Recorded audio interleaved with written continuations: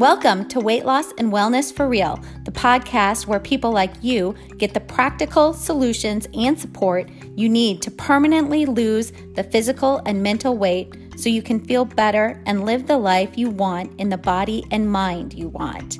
If you're looking to overcome your stress eating, overeating, binging behaviors, and move to a place of freedom with food and your body, you're in the right place. Hey there, just real quick before we start the show, a reminder to head over to my website at heatherheinen.com. Heinen is spelled Heynen, and sign up for my free monthly newsletter on all things well-being. It's a really short and sweet newsletter focusing on creating healthy habits around mind, body, and soul. And also, I always include a protein-forward recipe as well as links to discount codes to products and companies that support this podcast. Head over there, sign up now. I'm really excited for you to listen to this episode. This is something new that I'm trying out where I do an actual coaching call with a person and it's recorded, and that's what you're going to listen to today. I really like this format because when we listen to other people being coached, we can take away a lot of information and maybe even strategies to try. And we also gain lots of insight for ourselves while we listen to others being coached. So even if you don't find you're in the exact same situation as Emily is in this coaching call, I am sure you will find some things that you can take away and that maybe get you thinking a little bit on your own journey towards health and well-being. Coaching is a little different than therapy. I am a licensed mental health therapist. I have my own private practice, so I am engaged in therapy practice and have been for 25 plus years. Coaching's a little bit different in its structure, and you will kind of hear some of that within the call. It also gives you some idea on how coaching is a little bit different, although often they both overlap so much. I hope you find something valuable. I hope you learn something. I also would love your feedback on if you like this type of podcast episode. If so, I'm going to do more of them, but I would like your feedback. And if you want to give it to me, you can email me at info@heatherheinen.com, or you can go to my website, heatherheinen.com, and get in contact with me from there and let me know what you think. All right, on to the show. Just a quick interruption to talk about today's show sponsor, and that is the Amino Co. Amino Co. is a company that produces essential amino acid supplements, and I have been using their Life formulation for quite a while now. Supplementing with essential amino acids has been shown to help with appetite control, as well as helping to support muscle maintenance and recovery. We really can't produce all the amino acids we need for optimal health directly in our bodies. We need to get some of them. They're called essential amino acids through our food or supplementation.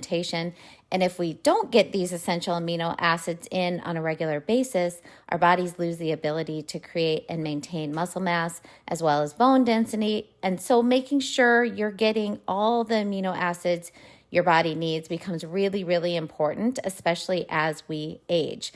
All of Amino Co.'s formulations have been tested in clinical trials, which show they enhance physical function and muscle strength and support heart health. I personally like knowing that along with getting in my dietary protein amount, I am also supplementing with the essential amino acids I want daily for my long-term goals of strength, muscle maintenance, and just staying healthy as I age. Some quick protocols to try if you want to give their products a try would be if you're someone trying to lose weight, you could take a scoop mixed with water in the morning and again in the afternoon, usually when you notice your energy slumping, to just really help boost your appetite control. If you're an endurance athlete, I know I have some of you out there listening, and you're doing longer than 1 hour of endurance work, you would take 5 to 10 grams per hour. So for example, when I do my really long bike rides, this is what I'm making sure I'm taking in every hour on that hour plus ride. If you're a huge worker outer, had a really, really tough physical day, a really, really big workout that day, then taking a scoop in water before bed has been shown to help with recovery. So, since I felt the benefits of this product, I really want to share it with you. And because you are a listener of this podcast, you can try their products for 30% off. If you decide to give these a try, and because you could use some help with appetite control and or want to supplement for muscle maintenance and recovery, then use my referral link, which is aminoco.com/HH30. So that's AMINOCO.com/H30. Go to aminoco.com//HH30, choose your product or products and check out. Use the discount code HH30. Again, capital H30 for 30% off your entire order. Hey, how you doing? Oh, I'm not too bad. How about you? Pretty good. You're up nice and early this morning. Oh, wanted to get up earlier, but I'm up early, so that's good. Well, you're here, so that's awesome. So I thought maybe we could just start. Do you want to just talk a little bit about what you're hopeful for this session, like what your goals would be, things like that? Yeah. Okay. I mean, basically, I think I want to kind of kickstart a mental change, maybe if you want to call it that. Okay. I think I mentioned in my email, I've realized my problem is binging. I don't purge, I Okay. binge. If Okay. something tastes really good, Yeah. even though I'm telling myself stop, Mm-hmm. I'm going back for more. I'm going back for more, going back for more.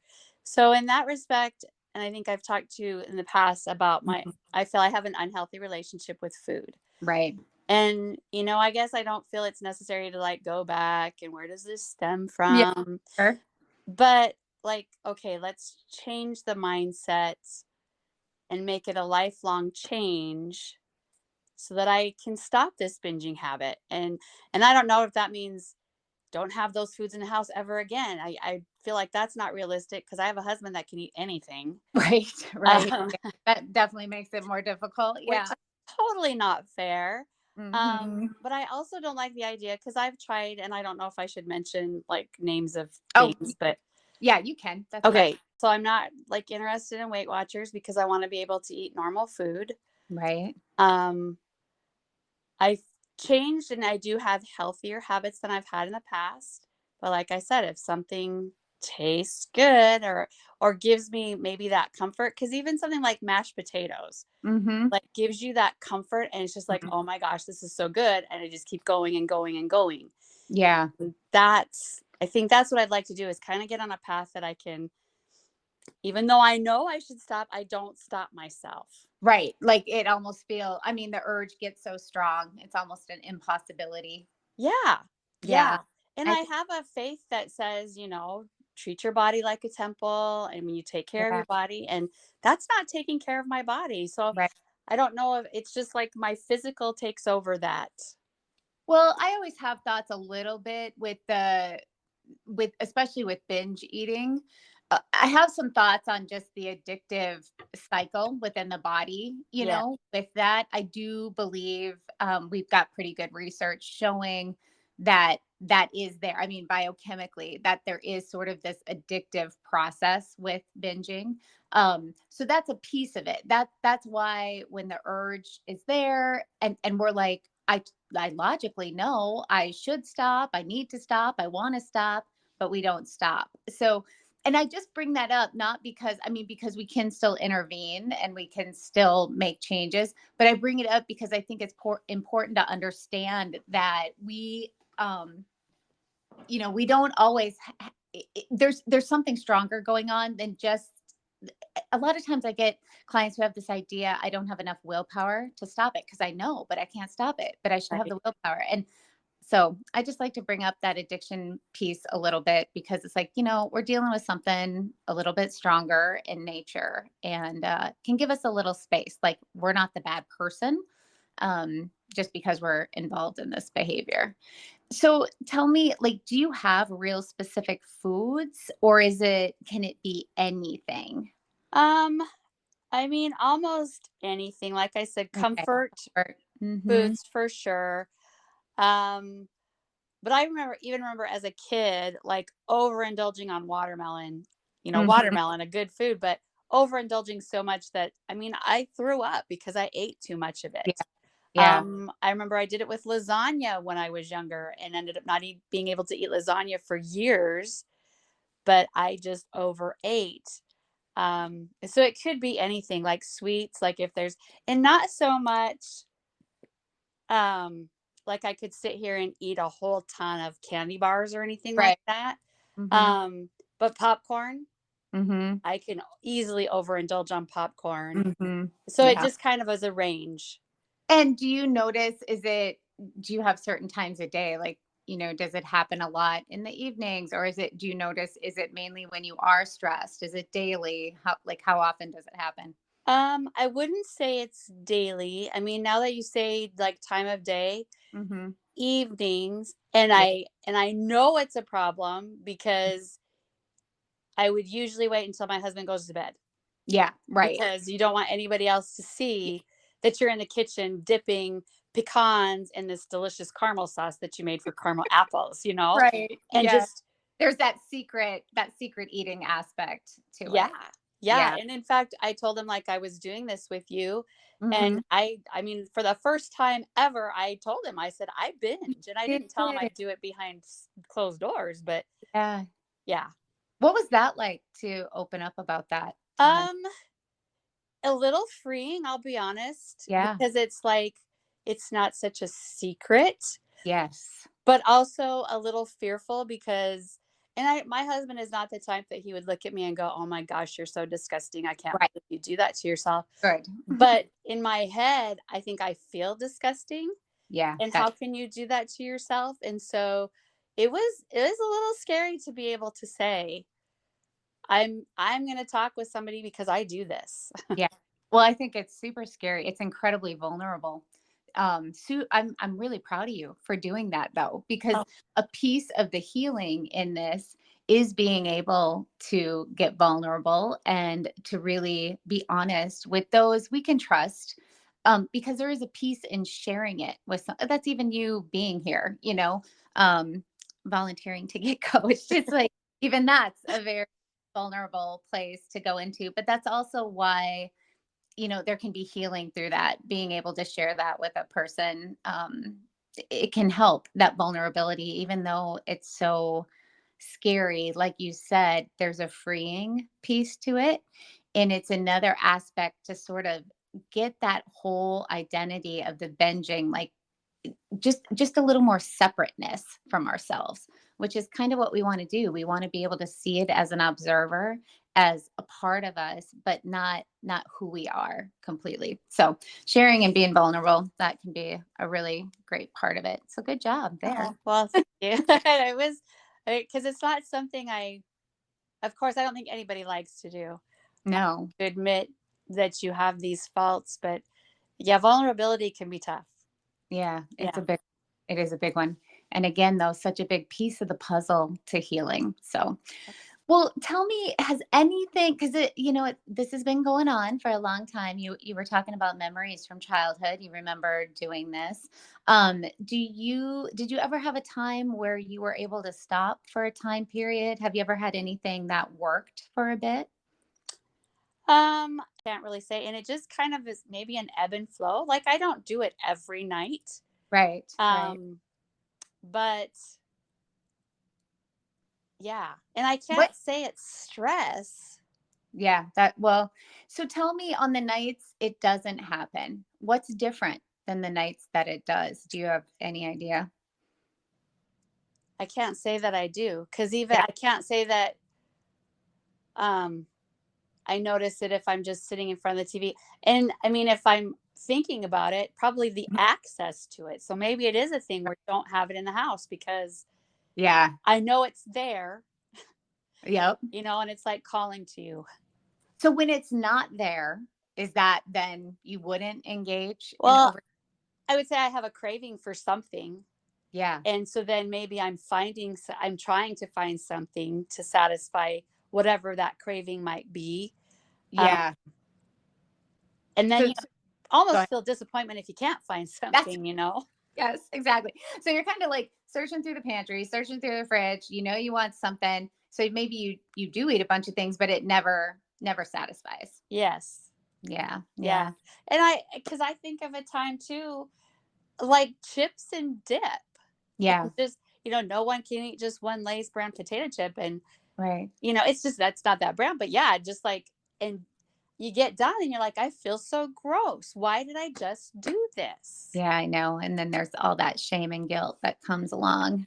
Yep. And then typically that starts that whole shame cycle I always talked about, because that shame and guilt. And now we don't feel great. We want to change our state, whether we're conscious of this or not. But then we end up going into that whole binging place again, because that is what brings comfort. Yeah. Yeah. And, Yeah. but some of my thoughts right now are, it's been going on for a long time. And I talk a lot about this and with clients and also in my podcast, but sometimes this is like, it is a habit, and that gets more into that addictive piece of it, where it is almost this habitual way of being. So even when I hear you say things like, I don't think it's stress, it's like, okay, so you're not overly stressed and yet you're still doing this behavior that you don't want to do. That might just be a little insight that this is more of a habit. And not that that changes too many things, but then we think about ways, okay, so how do we interrupt a habit? How do we create new habits? And you started out by saying, maybe a mental change, and you're spot on. How we think about things are going to create how we feel, which drive our behaviors. So it might be that we help you figure out ways where you're going to on purpose think in different ways about it. But I also would, I mean, where I'm leaning is many more actual practical strategies for you. Um, if we're not going to get into the childhood stuff, if we're not going to solve all those things, you have a story around that, you have clarity around that. Mm-hmm. And so now it's like, okay, let's assume this is almost simply a habit. Okay, then we need some practical strategies to help you make some changes to create new habits around food in the evening, new relationship with food. So I'm going to ask you just a few questions on a real practical basis. What's your food intake like the rest of the day? Like how are you eating? Are you eating meals? Are you fasting? Are you like, what do you eat at your meals? Um, uh, I'm not fasting other than like from the time you go to bed until you get up in the morning. Perfect. I don't eat at regular times necessarily. Mm-hmm. Um, some days it might be 3 meals. Okay. Some days it might be 2 meals. Okay. Um, I mean, like yesterday, I would say honestly, I did eat 3 meals. All right. But that's not normal. And a lot of it, and like I'm not trying to make an excuse, but I remember like my husband, his job, he just switched routes with his Mm-hmm. company. And the Mm-hmm. previous one he had, like he would get home and he's in bed by 6 o'clock at night. Oh, yeah. And so we were eating quote unquote dinner, Mm-hmm. like maybe anywhere from 2 to 4. Right. I'm not working now, but when I was working, it would be when I got home from work. And so then, like, if I'm eating dinner at 4, he goes to bed at 6. Well, that Yeah, me 3 or 4 hours exactly. of self what a fulfilling behavior, I guess you'd call it. But now it's changed a little bit, so I think that's where the 3 meals comes in. Sometimes I do really good with making good healthy choices. Like, okay, well, we'll have this bigger meal for lunch and I'll just have a spinach salad for dinner Right. or something like that, but not always. Okay. I have tried to get rid of processed food because now Oh, I've been trying to do the Golo. what is, Um, I don't know what that is. it's Golo. I mean, it's a two-part thing. Like you have this release, which is a tablet you're supposed to take with every meal. Okay. 3 times a day, no more than 4 times a day. And then they do offer Oh, and I feel like I get overwhelmed. A lot of information. Sure. And one of the first steps it does tell you to do, though, is try to eliminate processed food and Yeah. go to just a natural. Yeah. And that is, I mean, that's a great first step. Okay. So you're kind of working towards that already, which is Yes. wonderful. Um, Yes. Tell me, do you have any idea how much protein you're getting in a day? Um, I'm sure not enough. Yeah. Okay. I just, in fact, had an annual appointment because I just have felt tired Yeah. all the time. And granted, I mean, I'm in that menopausal stage in life. And so I know Right. age has something to do with it and things like that. And I take care of Mhm. my toddler granddaughter, but it's still, Oh, it's like just tired. Like you can't even get out of bed in the morning tired. yeah. You get out of bed, even though you slept a good 8 hours plus. You're still And exhausted. yes. And so we ran labs and it did show a B deficiency. Oh, yeah. There you go. So I'm doing, a B complex to supplement and hopefully change that. But I know I probably don't get enough protein because in my head, I think protein is meat and I don't want to eat too much meat. Okay. And you don't want to eat too much meat because the belief around that is, Um, Meat's not necessarily that good for, you know what I mean? Not that oh, good for you. okay. Yeah, got it. So the some of the cultural message out there. Yes. Yes. Okay. Yes. Yeah. Well, okay. Obviously these are just my opinions too, but you asked me to coach you. So I'm gonna- Yes. Yes. Yes. No, opinions are welcome. yes, yeah. So obviously with meat, my opinion is it's actually very, very good for you. Obviously, different sources, can be better or worse, that sort of thing. Here, let me just the thing with protein and the reason I harp on people about it. And, I've been doing this for 20 plus years, and I have always coached protein forward, always, and because it's successful. And so the thing with protein, when you're trying to get binge eating under control, if we can get a person to work up to their proper amount of protein for their individual needs, often we will see the binging and the overeating behaviors lessen in frequency and intensity. And there's not great studies out there on why this might be, but we could hypothesize, and it would make sense that when you get that full protein amount in your body every day, your satiation hormones are working great. Your blood sugar is very steady throughout the day, so that's going to help not cause those huge blood sugar swings, which can make us feel really, really urgy to overeat and try to find that comfort. Protein is also really, really well, like I said, satiating, but we do also have the thermodynamic effect. It takes more to break down protein. So you're going to burn a little bit more energy when you eat protein. And then on top of that, that's what maintains your muscle mass. And we really want you to maintain muscle mass, if not increase it, because that is what keeps your metabolism going. It's also what just keeps us healthy in the long run. And then there is, maybe have you heard of the protein leverage hypothesis? Uh-uh. Okay, so that, and they actually just, there was just a recent study which did show that this is true, although we'll need more studies to back it up. But protein leverage hypothesis states that, you know, um, as a brain will prioritize the consumption of protein in food over fat or carbohydrates. And so if we don't get enough protein in on a daily basis, we will overconsume to try to get that protein amount in. So it's kind of like we will overeat on fats and carbohydrates, just trying to get that protein amount in. So if you front load your protein, if you're making sure you're getting that in, almost always everything else kind of falls into place. Does that make sense?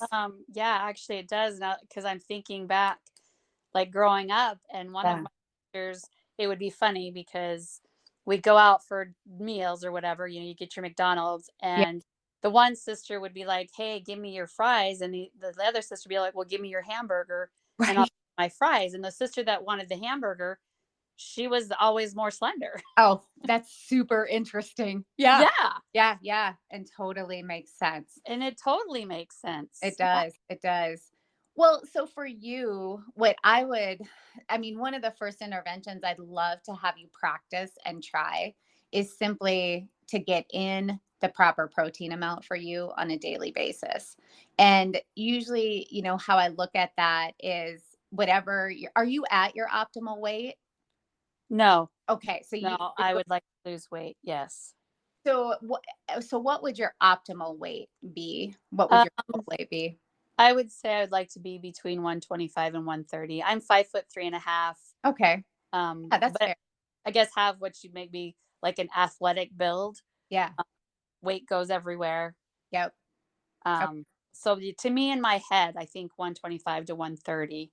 Okay. So a good rule of thumb is to whatever your goal weight is. So let's just say 130 for right Okay. now. You'd want to do 0.8 to 1 gram of protein. So right around, I can't do math in my head, but that would probably be right around 110 to 130 grams of protein every day. So that would give you a start, a goal every day to be looking at in regards to protein consumption. And are you pretty good with, how much protein is in things and, do you know Um, stuff? Not the greatest. I mean, I guess I would say with that goal though, because it does do and I can't remember what the breakdown is, but they say tell you to think 2-1-2-1, Mm-hmm. like 2 servings of this, 1 serving of this, 2 servings of this, 1 serving of this Okay. meal. I Mm-hmm. want to say maybe it is 2 protein, 1 carb, Yeah. 2 veggies, and 1, I Fat. can't, Something. maybe 1 fat, something like Okay. that. Yeah. Yeah. So what you would want to do if you're going to try to get in 110 to 130 grams of protein, you can think one easy just rule of thumb is to look at the size of your palm, the thickness and the width of your palm, and like a deck of cards, almost that size.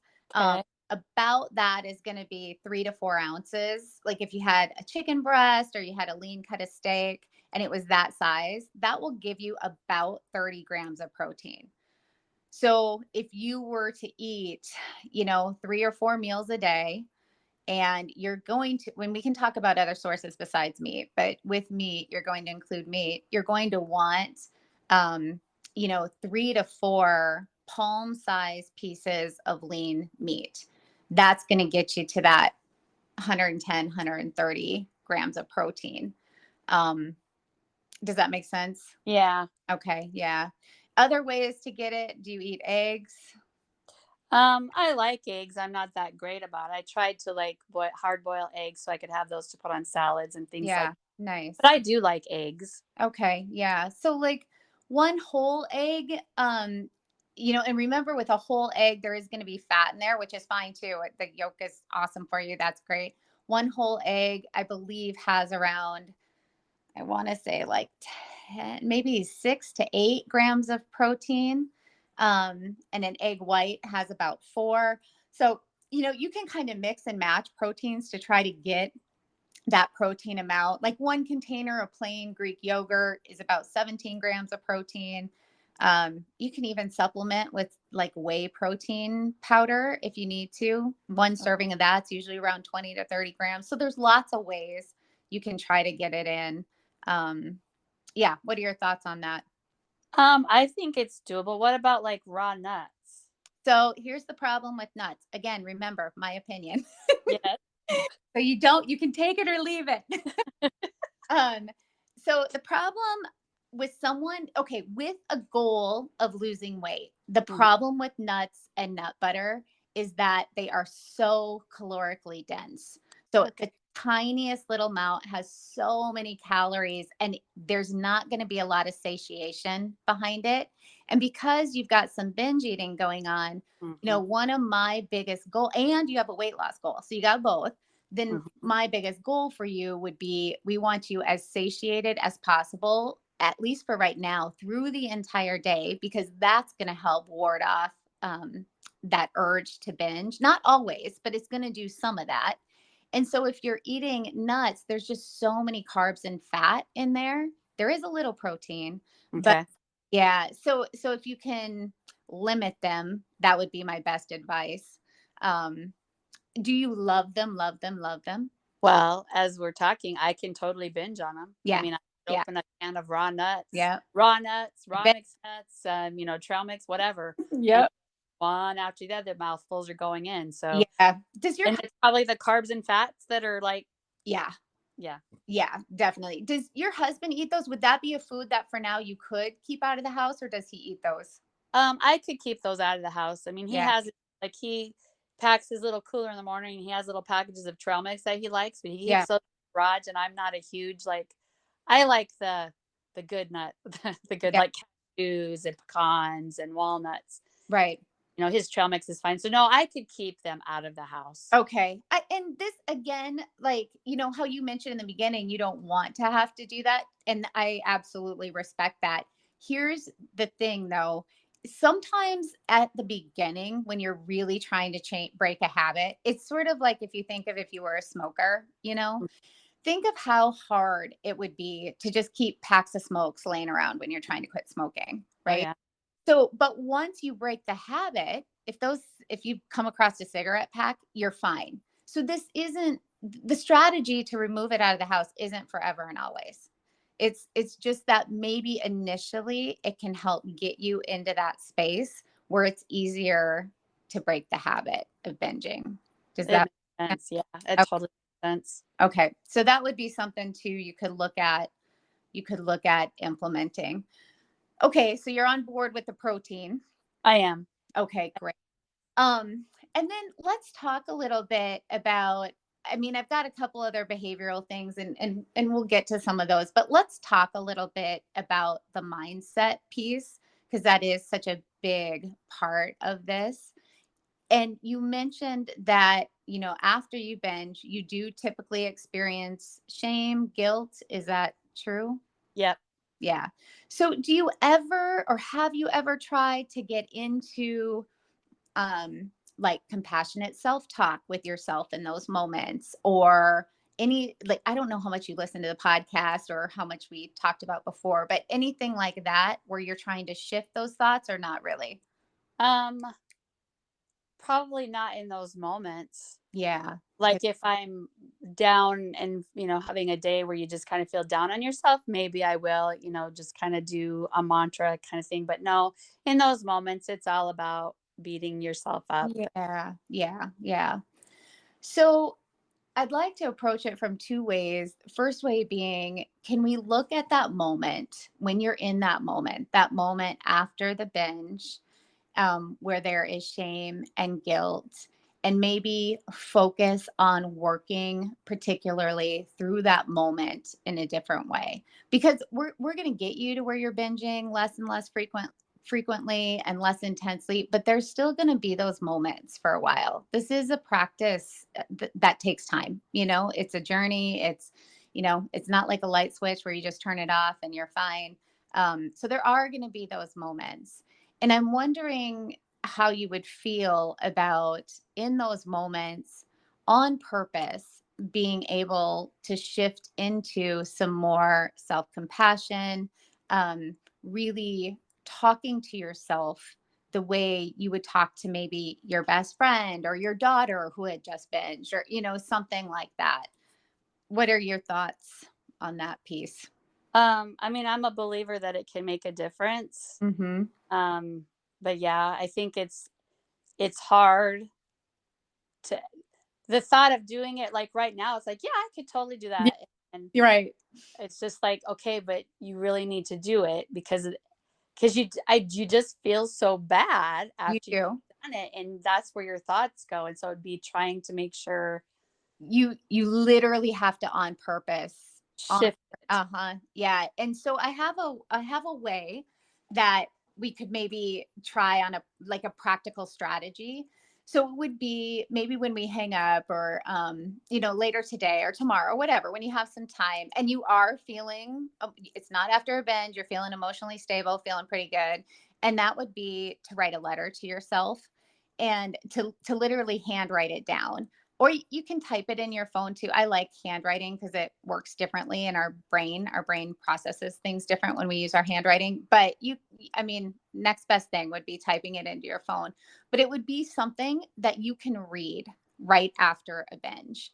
So Okay. it would be a letter to yourself, so dear Emily, and then it would say, um, you know, something along the lines of, I know what just happened you don't like. I know you're feeling this way. And I want you to remember that you are working through this, that you are working on this behavior, that you are. So anything like you would be saying to your best friend who just binged, and you want to show her encouragement and compassion. Okay. So you would write that out. And then after a binge, which by the way, you said usually happens in the evening. So and at your home. So you know where and when this is going to happen. So you can Mm-hmm. have that notebook sitting out somewhere accessible. So as soon as it happens, you read that letter to yourself. And it's a way to shift your thoughts in that moment so that so that we can shift you out of that shame, right? Okay. And get you more into a state of forgiveness, of compassion. Because even if you think about it, when we feel shame, the sensations we have in our body, there's such tension there. In fact, this is really, it was interesting to me. When we feel shame, that feeling of shame gives us the biggest cortisol hit in our bodies than any other feeling. Oh, So, wow. yeah, which is not good. Oh, Yeah, cortisol is that, cortisol is the stress hormone. I mean, cortisol, we need it. It's not all bad, but we don't want those big shots of it. That's that stress hormone. That's what makes our adrenaline rise and can even make us feel sick to our stomach, that tension in our chest, tight throat.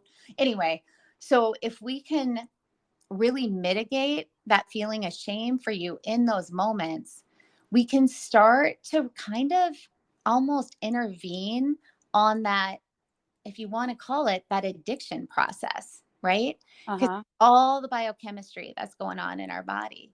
And so, if in those moments, instead of shame, we can get you feeling compassionate, you might still feel sad that it happened, but it's not this heavy shame load where cortisol just starts pumping through you. Now we're in the stressed out state, and we just start that whole cycle again.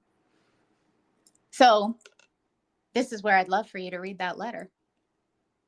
It totally makes sense. I think, and I'm thinking about it, it's like it would totally be easier to pull out a letter and read it to Yeah, myself. and And do it in the moment. yeah, go, oh, you're a good person and yeah. Exactly. Exactly. So that's one way we can get you to start to shift that feeling. Like, we really want to change anything in the cycle, that we can change. So if we can change your thought, if we can change your feeling, if we can change the behavior, anywhere we can intervene, we start to interrupt the habit pattern. And that's what'll start to shift the habit over time. It is sort of like when you think about quitting smoking, you do things like you avoid the cues, that typically would lead you to grab a cigarette. All those things kind of fit the same way. Same thing with alcohol. If you're trying to quit alcohol, the tricky part with food is that you still need to eat food. Yeah. That's, yeah. So there is another layer. I'm not saying it's that cut and dry, but these would be some things that would really start to interrupt those places.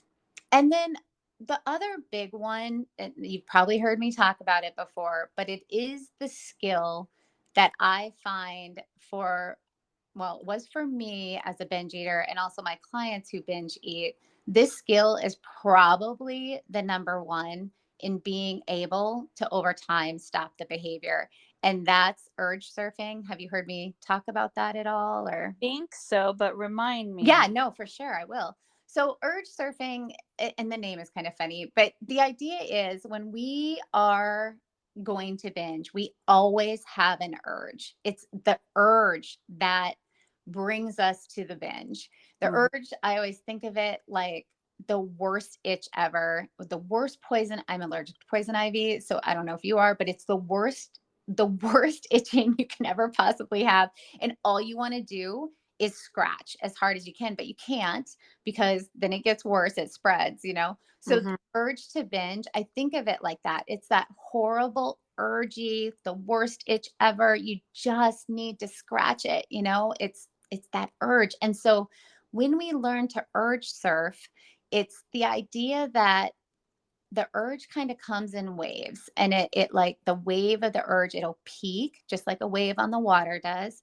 And if we can kind of learn to just ride that wave, just like a surfer, so we're surfing the urge, we can ride that wave all the way up to the peak. Eventually we do come back to land.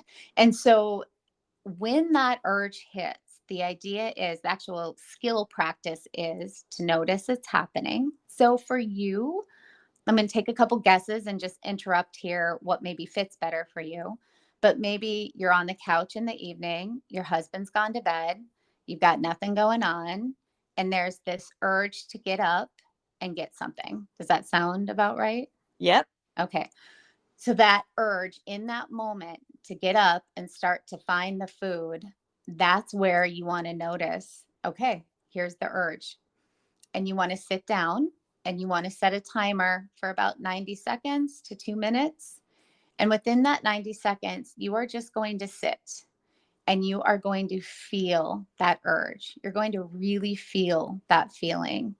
And you can do it by using a body scan while you sit there. That's a form of mindfulness where you kind of imagine a spotlight kind of coming down slowly over the top of your head, down your body, and everywhere that light hits, you describe how your body is feeling. What are the sensations? So could be something like, okay, my head is feeling really tight, my cheeks are warm, my throat feels tight, my heart is pounding, my stomach feels kind of off, so you go all the way down the body, describing the sensations while you're feeling that urge. And you do that for the 90 seconds. You also tell yourself when the 90 seconds is up, I can eat the thing. If I want to eat the thing after 90 seconds, I can eat the thing. Sometimes when that 90 seconds is up, you will have processed that urge or that feeling enough through the body to where the temperature of it has kind of come down. Does that make sense? Yes. And where you might be able, well, here's the way I'd like to put it. At first, when you're practicing this, you've got a shot at not going to the food. You might still go to the food. That's okay at first. It's okay anytime, but this is part of the process. But you also might find that you had enough of a pause where you can kind of make a different decision. And the more you practice the urge surfing, and I have most of my clients practicing this at least once daily at first, because it does change the way the brain actually sort of is connecting in those moments. It really does start to change the urge feeling over time to be way less intense and to come up way less frequently. And there's brain scans on how this works. It really does change the connectivity of your brain. It changes the pathways of where you habitually go to.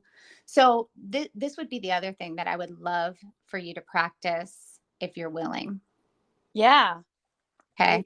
Yeah. Because I guess in my head, I'm thinking I provide more self-awareness. Yeah, it does. It really is a mindfulness technique, but it works so well over time for binging and simple overeating behaviors as well. Yeah.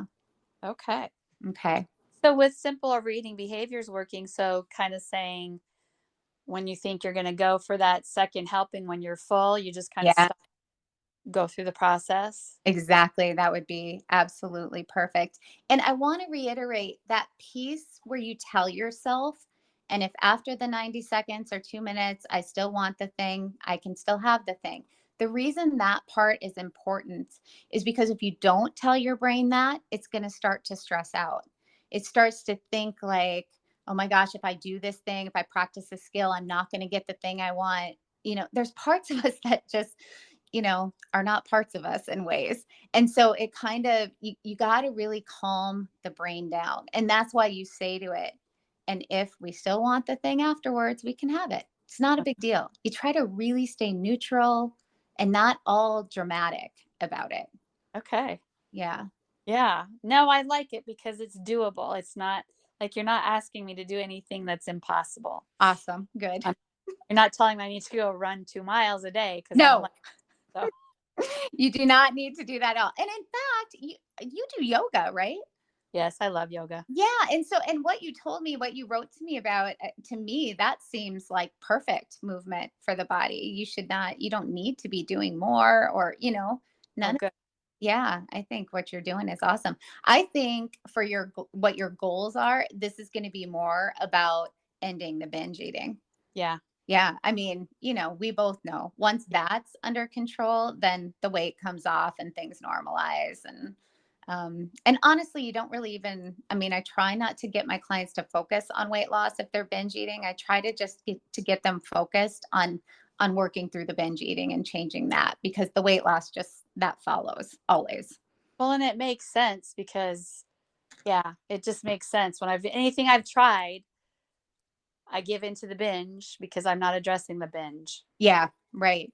And then and if you think about it too, it really comes back to that urge piece. Like that really is what it is. No matter where that urge is coming from to overeat or binge, no matter if it's trauma in childhood, no matter if it's simply a habit at this point, it simply is the urge that drives us to do it. So if we can learn to manage the urge, that's where we really make the biggest change. Yeah, I love it. I Cool. love it. I'm on board. Awesome. Awesome. Yeah. And then the other pieces to it are some of the things we talked about. If you can manage your environment at first, okay, cool. Because then there's less of a cue to engage. But it doesn't, just to your point though, even when you remove food, I mean, I was a binge eater for years and years. I would do the same thing. I just look for other things I didn't even really want, but I would overeat on them because they Yeah. were there. So Yeah. it still is managing the urge, but taking away some of the foods that maybe would cue us even more, like call to us. I think you said that, they call, Yes. can be helpful at first, but I want to reiterate again, that would not be forever. Okay. Yeah. Um, okay, what else? Do you have, okay, one other thing, and I don't want to overwhelm you, but just one other thing. Do you have a mindfulness practice or anything that you do that kind of brings you pleasure or calm or peace or safe? You know how we're talking about with the binging, we almost go to it for comfort. Do you have anything you do that brings you comfort throughout the day? I mean, I usually try to start like, I mean, I don't want to say I'm a spiritual person, but I'm in Yeah. tune with spirit. And so I like to start with some scripture study and things like that in the morning. Wonderful. That does bring me peace. And now that you say that, I enjoy crafting. And when I go down and I do it, Mm-hmm. I enjoy it. Can you do that in the evenings when you typically might get called up to binge? Yeah. Okay. Tell me what would hold you back from doing that, from crafting in the evening. Um, it's probably the habit of sitting in front of the television Yeah. Yeah. because and it's kind of silly. Like I've been watching at 6:30 the Mhm. reruns of The Big Bang Theory. You know Right. why? Okay, let me ask you this question. Could you have a TV downstairs, or could you bring a computer or something to watch it while you craft? I actually have a TV downstairs, and Yeah. like last night I did some, and I had the TV playing a movie in the Yeah. background. Yeah. I'm just thinking, I mean, why not just bring the two together? But see, with crafting, you're using your hands. And there is something when we use our hands, because sometimes I'll work with clients to start knitting, because when we use our hands, there is less of, well, you'll find this if you start doing it, the urge will come less and less. Okay. So you could marry the crafting with the TV watching, because that kind of gets you into the craft. Like, okay, I'm going to let myself watch my favorite shows while I craft. But then Doing you are actually using your hands and you're engaging. So that might lessen some of the urges to use food. okay. And it brings you comfort. Yeah. Yeah, Yeah.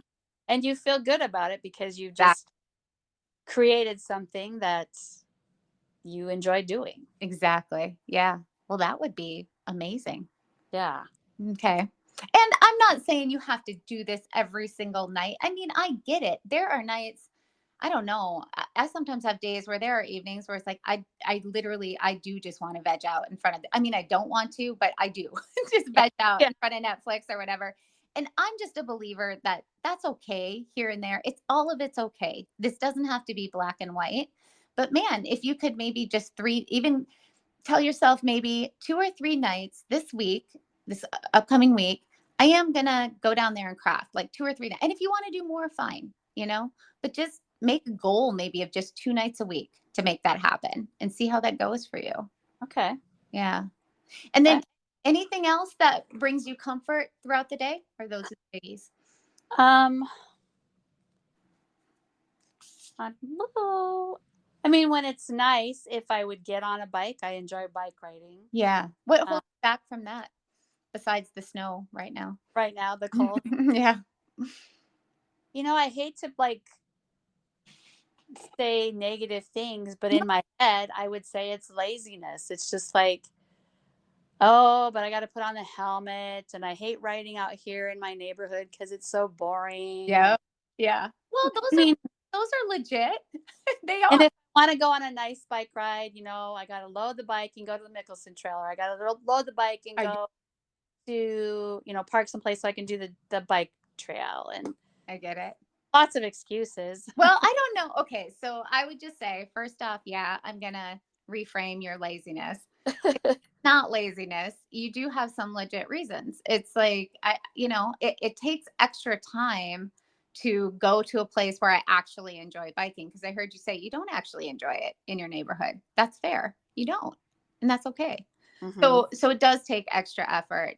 And so that's not something that is probably going to be doable on a daily basis, and especially with the weather and stuff. So yeah. Yep. So that's fine. You enjoy it, but that might be something that just happens seasonally and once in a while, and that's okay too. Okay. I like the idea of using your crafting on a daily basis more because it's accessible. You still enjoy it. It brings you comfort, and I mean, it's doable. Yeah. Yeah. Well, and I guess, cold weather. And I think part of my problem, like I enjoy reading books. Yeah. I love reading a book. But sometimes you start to feel guilty that you're sitting there reading a book. Do you? And you should be cleaning a bathroom or. So, my thing is when I hear people say shoulds and shouldn'ts, we call that shoulding on yourself. Okay. And we try to shift those thoughts because it's a little interesting, right? Like you're enjoying reading a book, some downtime, it's comforting. And yet our brains are like, but you should be doing something else. So we can't even enjoy what we enjoy. Right. Yeah. Right. So anytime you hear a should or a shouldn't in your brain, just take a moment and check it out. And it's like, oh, interesting. What am I thinking here about I should or shouldn't? Who's telling me I should or shouldn't and why? I mean, usually for many of us, those are standing programs we have in us. I'm just I have no idea if this is you, but I know for me, when I had that going on, many clients, many of us are sort of big doers. We do and do and do and do and have a hard time just being. And that's a little bit more deeper of a thing, but it might be something to explore. Okay. Yeah. Okay. Stop shooting on myself. That's right. That's right. Shitting. Yes. I like it. Good. Okay, so you kind of have some things to work on. Yeah. You're feeling like it's doable. I am. Okay, Yeah. good. Totally. If you ever have a day where a few of these things, it seems a little overwhelming, I would say just choose one. And maybe that's just the urge surfing that you're going to practice for the day. Maybe it's I'm just going to get my protein in today. It's okay to be flexible with these things. You don't have to be perfect with them and be doing them every single day. Okay. Yeah. That's too. Go ahead. Otherwise, then you go, oh, if I can't do them all, then I've just failed. Yep. And then we say, screw it. And then we're kind of back to square one. And there the cycle goes again. Yeah. Okay. Yeah. What else? Anything else you want to bring up or talk about? Or do you feel you got what you needed?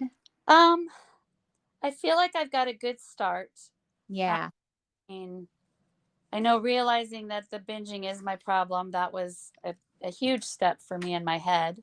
Awesome. That is huge, huge. So yeah. Yeah. So no, I think you've given me some good places to start. Okay. Awesome. Would you want to follow up like in a month or so? Kind of see how you're doing? What do you think? I think so, because I really think accountability Yeah, is, it was a big piece for me too when I was working through all this. yeah. So, yeah. Okay. Well, once we hang up, I'll email you and give you some dates and times where maybe we can meet again and kind of see how the last month has gone and figure out next steps. Does that sound okay? That sounds good. That All does. right. Awesome. Well, thank you so much for doing this.